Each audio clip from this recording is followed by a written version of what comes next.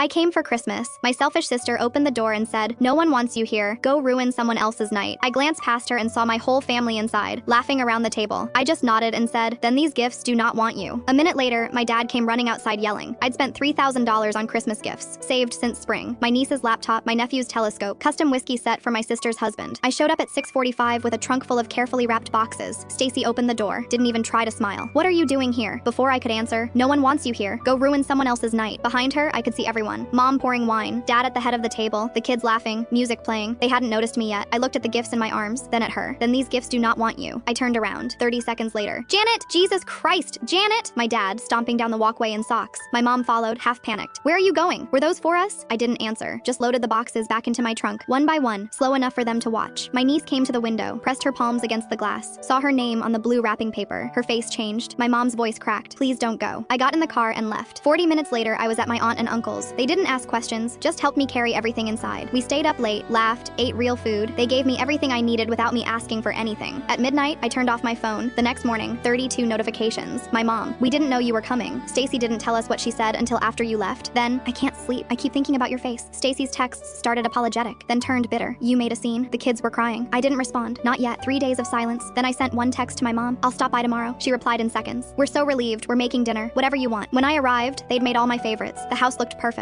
Everyone was there, trying too hard. Stacy finally spoke during dessert. "We didn't know you were doing all that. You didn't tell anyone." I looked at her. Would it have changed anything? She couldn't answer. My dad leaned forward. The kids cried like I've never seen. It hit us hard. Not an apology, but a crack. My mom asked the question they'd all been waiting to ask. "Do you still have them?" I took a bite of cheesecake. Let the silence hang. Some of them. They lit up. But I didn't say more. Over the next week, I gave the gifts away, one by one, to the people I chose. My sister's husband got the whiskey set at his work. No warning. Just handed it to him and walked away. My niece got her laptop during piano lessons. She hugged me so hard she shook. My dad's fishing gear went in his truck bed while he was in the hardware store. Each time, my phone exploded. "Stacy, you're picking us off one by one. What's the point?" There was no point, no game. I was just done needing anything from them. I agreed to one final dinner. They pulled out all the stops: roast, sides, pie, wine poured, everyone on their best behavior. I waited until the plates were cleared. Then I stood up. "Thanks for dinner. I appreciate the effort, but I want to be clear about something." Everyone leaned in. "There are no more gifts." Silence. "What I gave, that was everything. There's nothing else." Stacy blinked. "Wait, all of it's gone?" "Yes." My mom: "Not even something small for the kids?" "Nothing." The room deflated. I didn't come to negotiate. I came to be honest. I spent years trying to fix things I didn't break. I begged for a seat at a table I was never welcome at. I thought if I showed up, if I gave enough, things would change. They didn't. So now I'm choosing peace. My mom stood. "We've been trying. We've been different. Have you? Or did you just want what I had?" No one answered. I put on my coat. Stacy's voice cracked. "So you just came here to end it?" I came to be clear. I walked out. My mom called after me. "Please don't do this." I turned back. I already did. The next morning, I posted one message to the family group chat. "This is the last time I'll be in contact. I wish you well. Please don't reach out again." No big speech, no meltdown, just a door closing for good.